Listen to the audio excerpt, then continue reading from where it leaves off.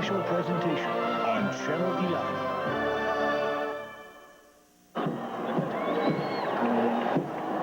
11. In Manhattan's Canyon of Heroes, a day New York City will never forget. And now, a New York night to remember as we light up the skies to celebrate them home. It's dusk over New York. The sun is going down and the crowds are coming out by the thousands. Here at the South Street Seaport, they're all in a party mood. A party mood to climax a phenomenal day, a phenomenal weekend. All part of Operation Welcome Home. Welcome to the party. I'm Marvin Scott. And I'm Karen Hasby. Stay with us for an unbelievable evenings of sights, sounds, and celebrities. And during the next 2 hours, we're going to take you right into the middle of a huge celebration. And it's the kind of major league party you find only here, right in New York.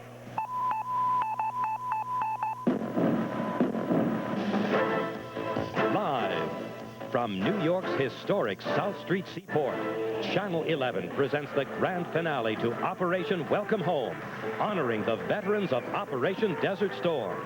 Brought to you in part by Coca-Cola Classic and by the Daily News. We're back. Buy us.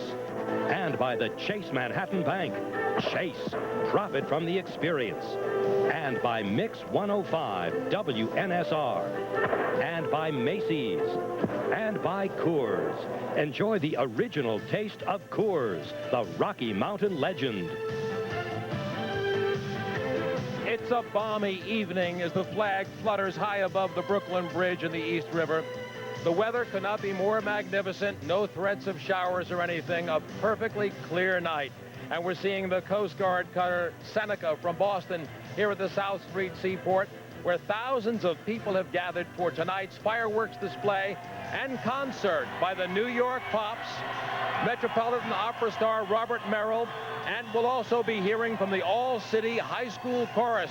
You can hear the enthusiasm of the crowd as we look as that majestic lady in the harbor, her torch glowing brightly as we wait for the sun to go down and the fireworks to begin. And Marvin, we could not have a better seat for this concert. The New York Pops is going to begin playing soon, and they are going to be doing something unprecedented this evening. The Pops is going to be performing live during the fireworks program put together by the world-famous Rookies. There you see an example of some of their work from the past. They're trying something that's never been done before, coordinating a live orchestral program with live fireworks. They promise it's going to be absolutely terrific, and we are going to show you, as I said, from a front row seat. Fantastic synchronization involved in this one. But that's not all. We're also going to continue this party, and we're going to take you to the parade today, which saw some 24,000 marchers.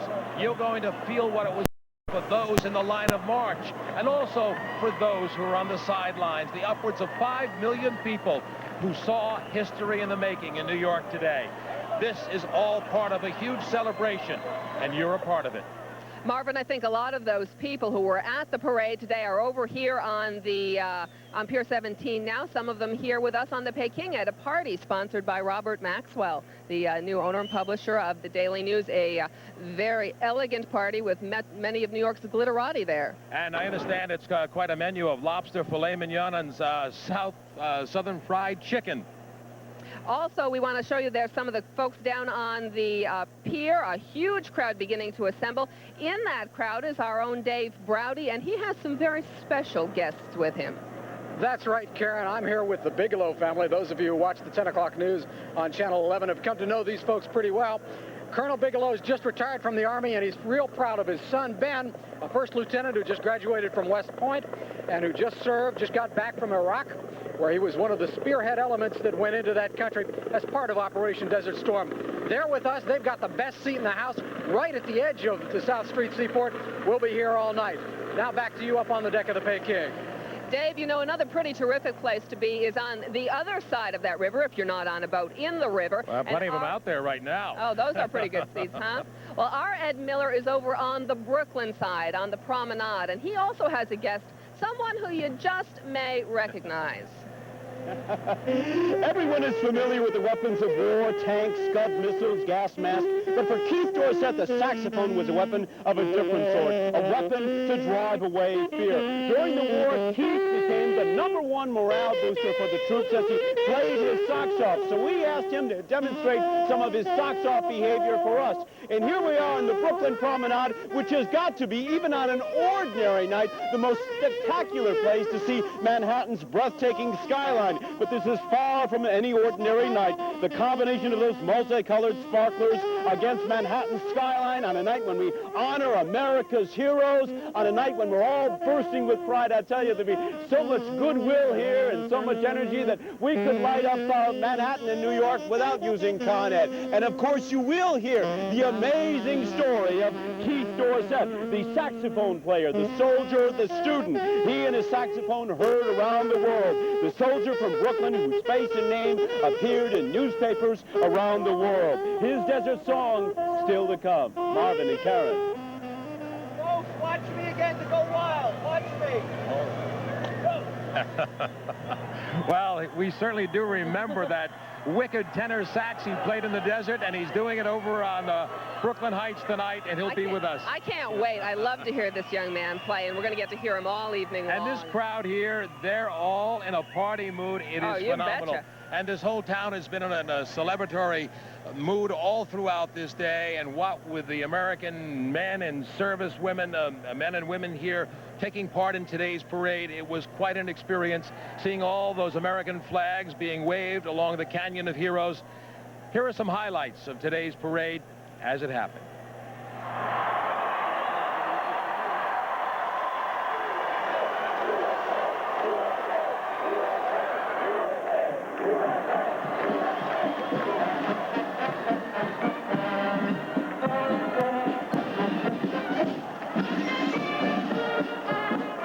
It's a street-paralyzing spectacle, keeping with the long tradition of New York's ticker tape parades.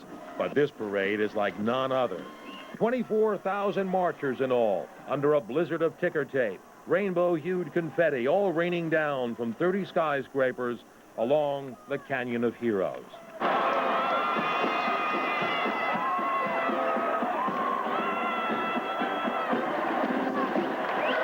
As ticker tape and cheers shower the troops, from above, 2 parachutists setting their sights on the Lady in the Harbor. It's all billed as the biggest homecoming parade yet for the men and women who served in the Persian Gulf. Parade organizers saying it's not simply a victory parade, but a people parade, a celebration of peace through international cooperation. 6,000 of the marchers, veterans of Vietnam and other wars. And it's the people who make a parade, their faces certainly reflecting the sentiment of the occasion.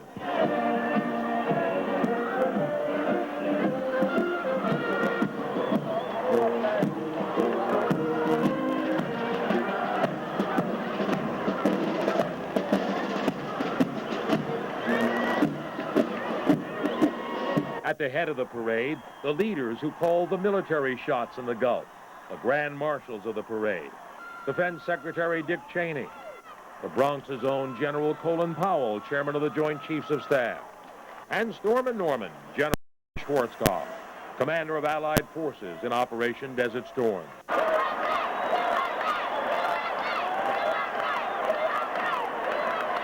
And their troops.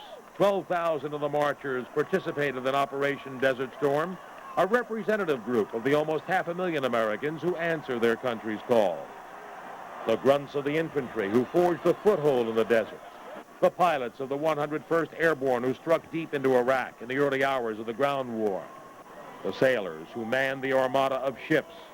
Their navy whites almost lost in the sea of white confetti. Today, we celebrate those who so bravely marched to freedom's cadence. And as one nation, indivisible, we proudly salute them all. Mayor Dinkins setting the tone of the day as he presents the keys to the city to Cheney, Powell, and Schwarzkopf. And Governor Cuomo remembering those who didn't come home. We want to remember those who did not come home, those who gave their lives so others might be free of despotism and invasion. The flags waving in the bright sun, 500,000 handed out for the parade. And the people, the faces, the mood of patriotism.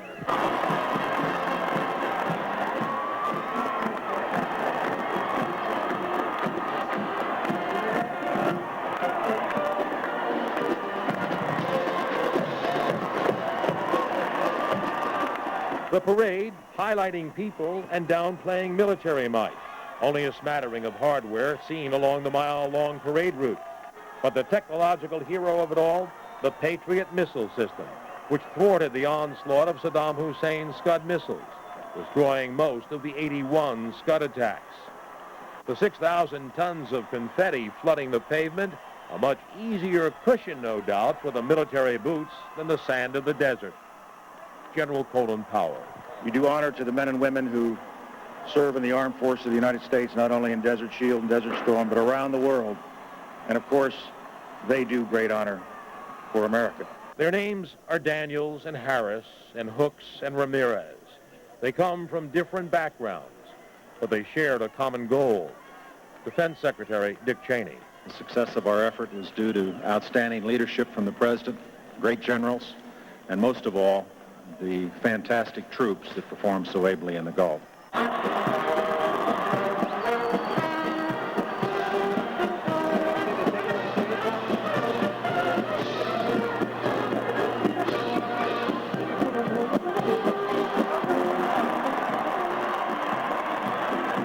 The parade winds its way up Broadway. The marchers' test of stamina in the heat. Also a test for a 50-foot stretch of new crush-resistant red carpet in front of the reviewing stand, where guests include Senator Frank Lautenberg of New Jersey and New York's Al D'Amato. This is the first parade paid for with private funds, some $3 million in cash, another $2 million in goods and services, for the men and women of Fox Company from Queens, members of this Marine Division. This is the last day in the sun. For after the parade, the first reserve units in New York State called to combat duty will be disbanded as a unit.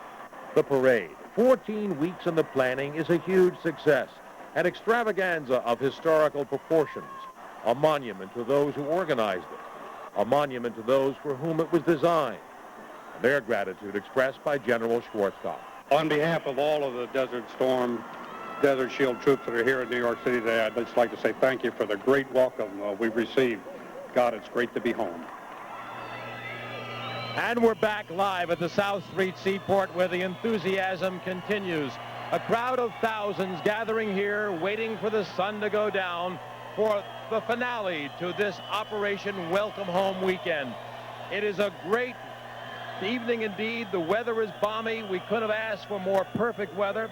The New York Pops, Sketch Henderson, have taken to the stand, and the concert is about to begin, and we'll be hearing shortly from the new owner of the New York Daily News, Robert Maxwell, who's hosting a party at the other end of this Bark B. King. Lots and lots of stuff going on down here at the Seaport. As you can see, this crowd is just as up and as pumped up and as happy and as excited and as party mood as they can be. And of course, what they're really waiting for, there you see it, those fireworks. This is the Grucci fireworks from 1983 at the Brooklyn Bridge. And remember, they said tonight it's going to be even better. Stay with us. You are some of the finest soldiers I've ever served with in 17 years in the Army. You're all a great bunch of gentlemen, and I'm very happy that we've come through. You think I'm kidding because of the way I treat you, I know, but I'm serious that we came through this thing all right, and I want to take every one of you home. I just wish everybody could see it. It really puts a lump in your throat, and I just wish everybody could see it. Zoom, zoom.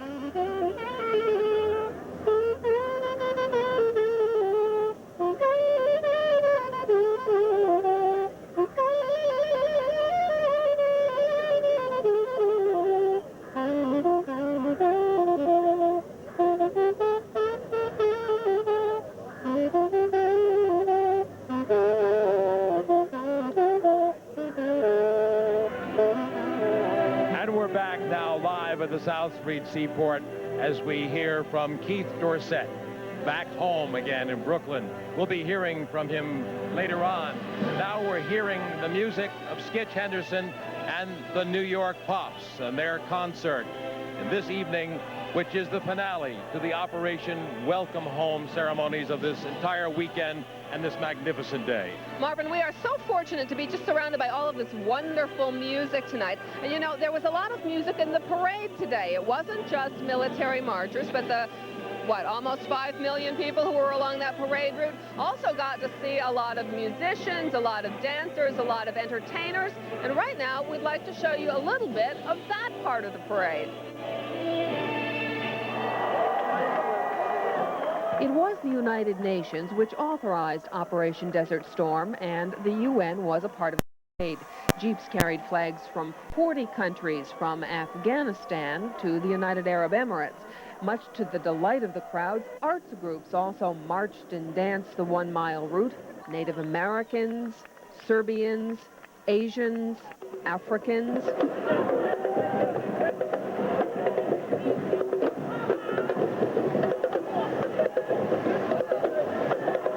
And the beautiful Korean dancing of the Myeong-suk Chung Dance Company.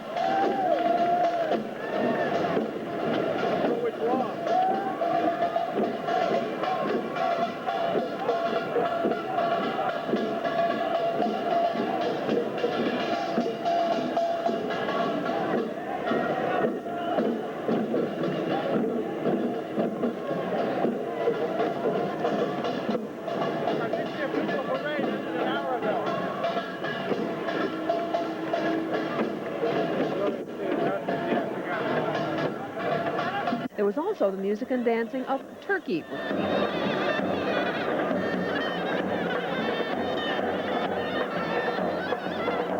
With Turkish nationals carrying a huge American flag and a message for our troops. Much to everyone's delight, perhaps the most famous lady in New York also made an appearance, accompanied by the All-City Marching High School Band. One lucky soldier had a famous date for the day. Although Brooke Shields seemed more interested in taking pictures of the crowd than in posing, she was followed by a long line of other celebrities.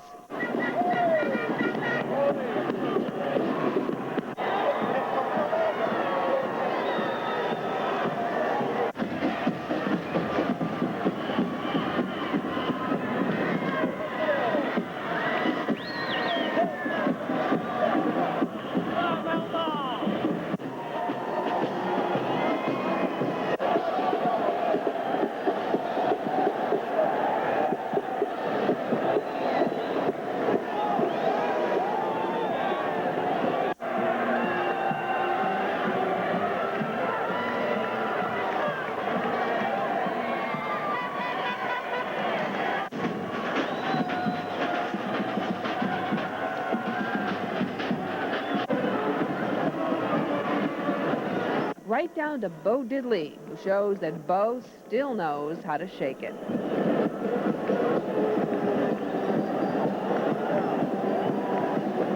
Then there were the marchers who defied description, like the briefcase drill team.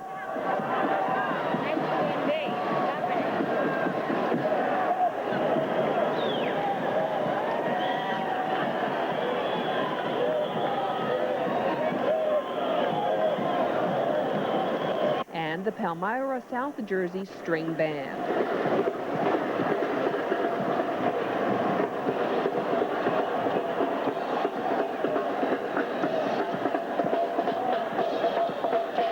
These guys were thrilled. Put this in the only in New York category. The double Dutch jumpers called Jump Sister Jump, out there pounding right in rhythm to the band.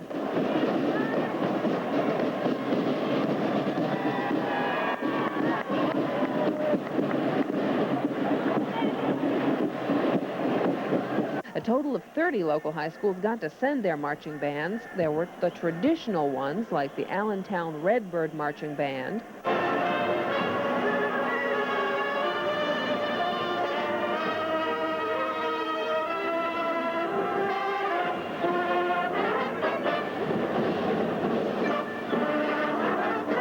And these kids from Bergenfield High School.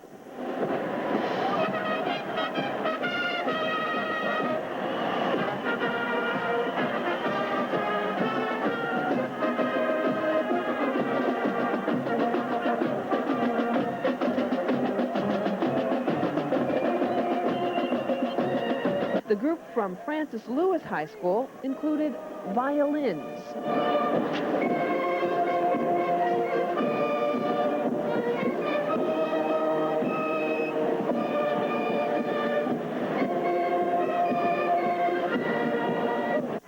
also moments when the parade looked a little bit more like a Shriners gathering. And of course, what parade would be complete without the Girl Scouts?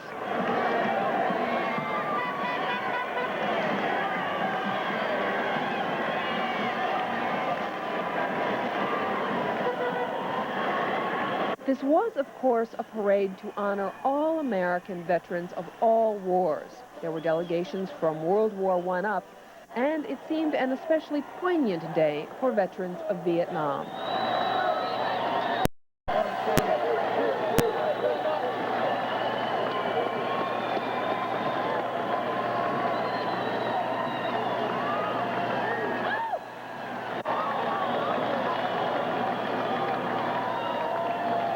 It was meant to be a parade of the people. It seems 4 million people approved.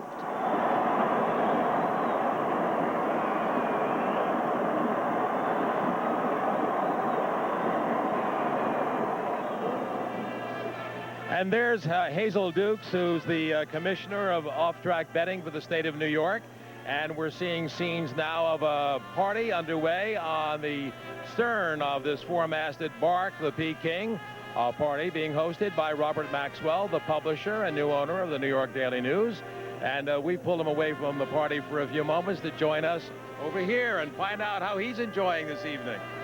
Thank you very much for being with us, Mr. Maxwell. Now, I find this fascinating that as a British subject, you would choose to celebrate this way, for the Daily News to sponsor this kind of celebration. Yes. I understand this just wouldn't happen in Great Britain. No, it wouldn't. This is my first major New York event as owner of the Daily News, and I must say the dignity of the parade and the joy of the New Yorkers fusing together is an event which has Washington beat, and the whole world will admire you for it. I'm sure New Yorkers are glad to hear that.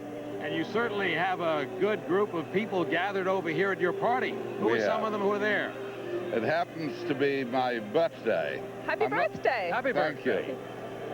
There are a lot of dignitaries here, the borough presidents, the mayor, the British general who commanded with General Schwarzkopf, the Labilliere, and so on. A lot of great people from New York, from all over the states, who have come to celebrate with the Big Apple. Now, I understand that as one of the sponsors of the fireworks, you also know a little secret that the viewers should perhaps keep their eyes open for. Nothing secret. Viewers might like to watch, not only should they watch the fireworks, but it's going to be the first attempt to show in a fireworks how the Patriot kills a Scud. Wow. And if it comes off, it'll be a spectacular event that people will remember. Sounds very dramatic. Well, thank you very much for leaving your birthday party and coming up and talking with us. Thank you very much for being with us. And the Daily News, New York's home papers, delighted to be with you. Thank you. Thank you. Thank you, and happy birthday. Thank you. And look at all those folks down there celebrating. And we're hearing the music now of Skitch Henderson and the New York Pops. Activities are well underway, and people are waving the American flag. There's a huge sign out there that says welcome home. Another across over on the pier says super job. And they're shining gloriously in the harbor, the Statue of Liberty. There is the bandstand, the New York Pops, a concert that will continue through the fireworks tonight. And Skitch Henderson has specially orchestrated his music tonight to be timed to the firing of the fireworks. Indeed, a spectacular evening ahead for us. I cannot wait.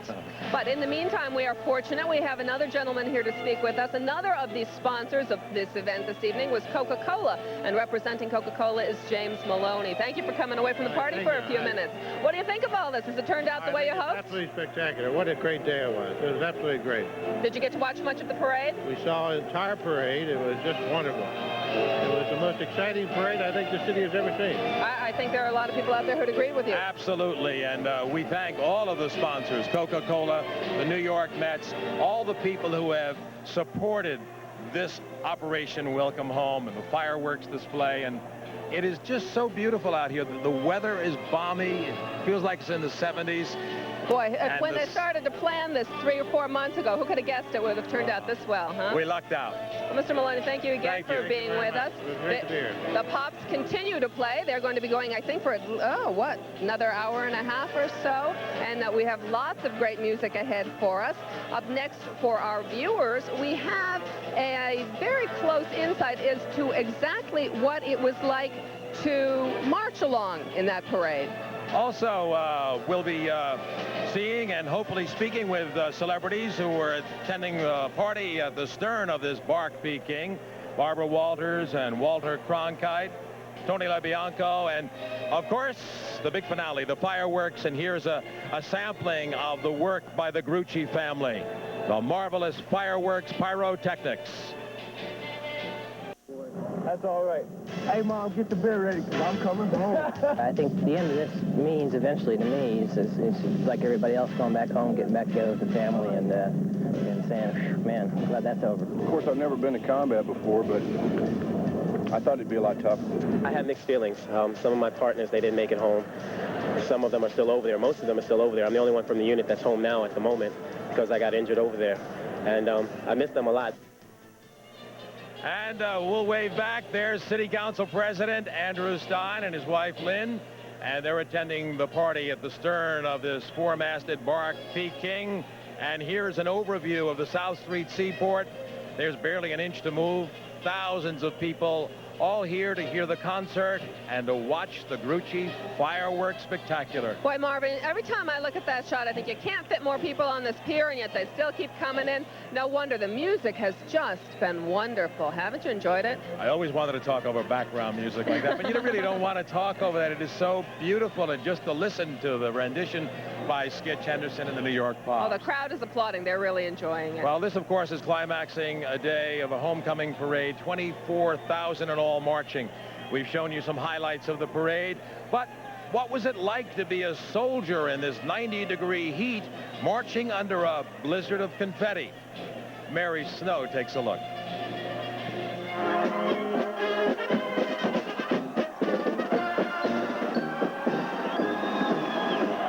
They were the thunder and lightning of Operation Desert Storm, and they put on their desert fatigues once more as a blizzard of confetti and ticker tape rained down upon them. It was a one-of-a-kind welcome home that only New York can give. It's outstanding. It's really outstanding. I just want to say thank you. You probably shouldn't be talking to me right now.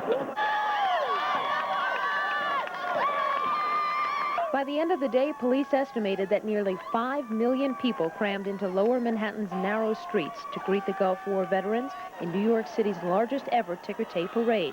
And for the thousands of servicemen and women marching, it was a sight for sore eyes. I can't express how I really feel, right? That's phenomenal. It's unbelievable. I've never seen anything like this in all my life. I never expected anything like this. The Big Apple is just fantastic. People are friendly. Couldn't ask for a better reception.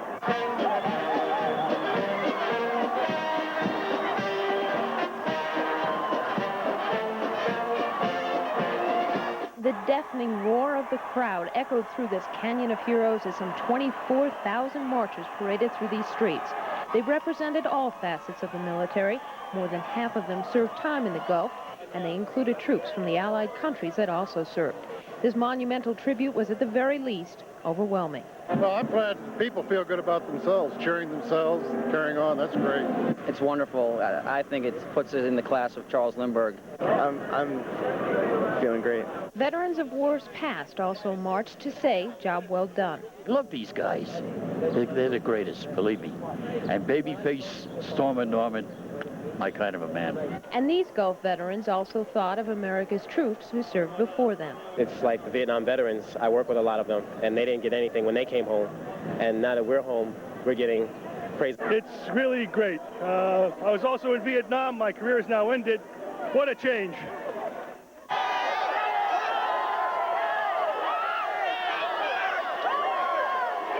If this parade broke with the past, it also broke with tradition, as it had more women who served their country than ever before. I took a lot of pride in how we did and how I did, and a lot of women that had a role there did too. We did a good job, girls. This parade has special meaning to each of the thousands of marchers here today.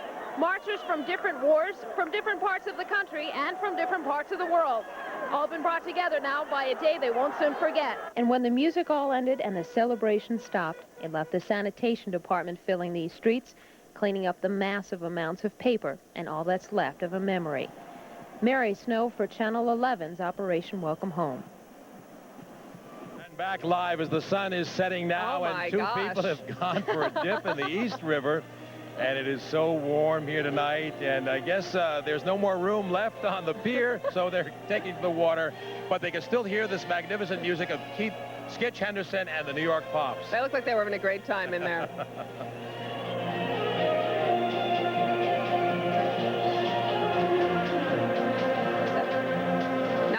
We have more of the Pops. We will have, of course, have those fireworks for you in a very short time. We hope you're looking forward to them as much as we are, because we certainly are, and we will be right back for you. Stay with us.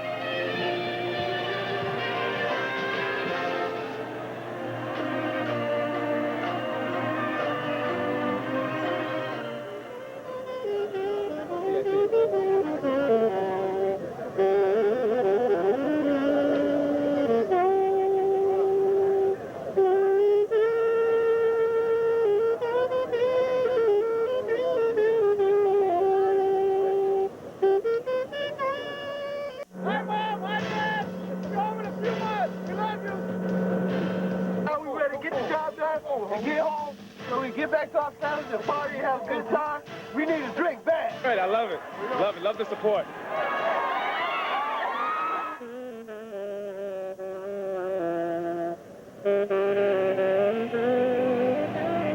There's the young man we've been hearing all evening, Keith Dorsett. Hasn't he been a joy? Absolute marvelous with his tenor sax. He does much better here, we're glad to say, on the waterfront of New York and Brooklyn Heights. But we remember we saw his picture out in the desert in Saudi Arabia, and he caught the attention of the entire world. And Ed Miller is over there with him on the promenade right now. Ed. Karen, if Keith Dorsett had tried to play his saxophone down the Canyon of Heroes today, he would have been drowned out by the celebration. But for thousands of troops, that saxophone and those comforting tones ringing across the desert, they will always remember. That saxophone has seen lots of miles and a lot of sand, and it was right there on the front lines with its owner clutched in its arms.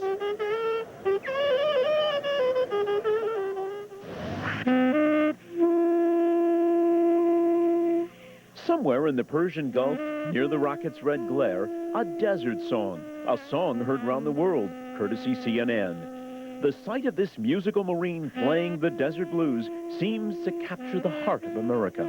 He becomes a symbol of the lonely soldier fighting a battle far from home.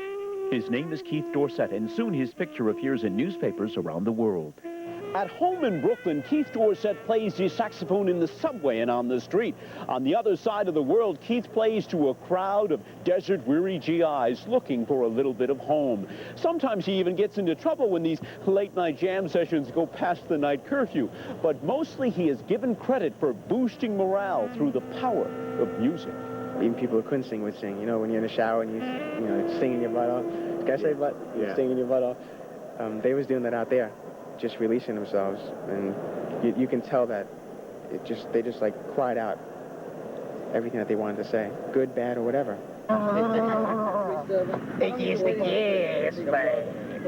In his videotape letters back home, Keith tried to make light of the danger, but now admits there were moments when he thought any song might be his last song. If you feel the ground kind of sway beneath you just a little bit, if you can feel it, you can still see the horizons all lit up in orange in the darkness of night, you get kind of scared. You don't know if it's going to come to you or not.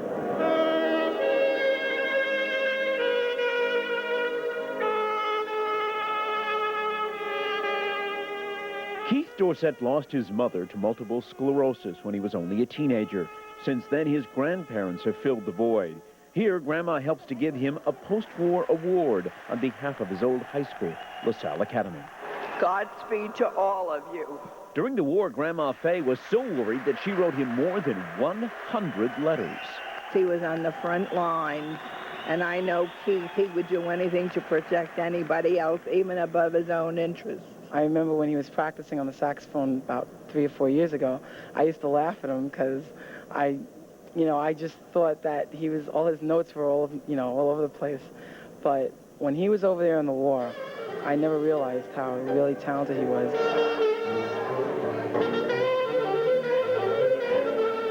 Since returning home, Keith has been offered a music scholarship from Juilliard and several dates at local jazz clubs. But despite the success that is sure to come, he will never forget his desert duty and his desert song.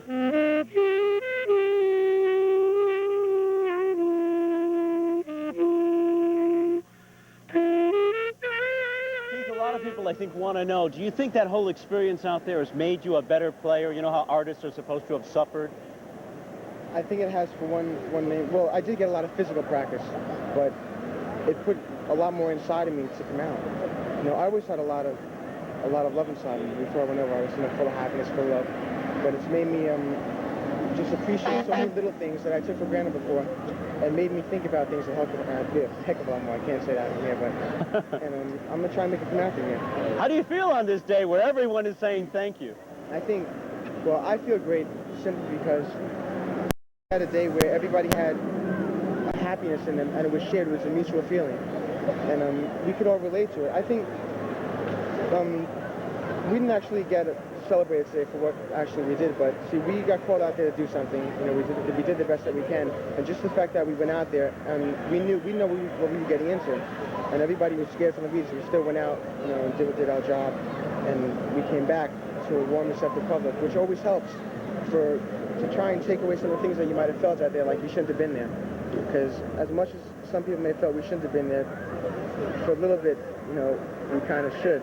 But whatever the case, we're there, and we're back here, and it's very important that the people find, kind of like, they don't have to agree or disagree, but at least try to understand. All right. The Dorset family is here along with thousands of others to enjoy the fireworks. We'll go back to you now, Karen and Marvin. Thank you very much, Keith and Ed. And we're back at the South Street Seaport. The party is continuing. Look how beautiful it looks as the lights are now on. The sun is rapidly setting.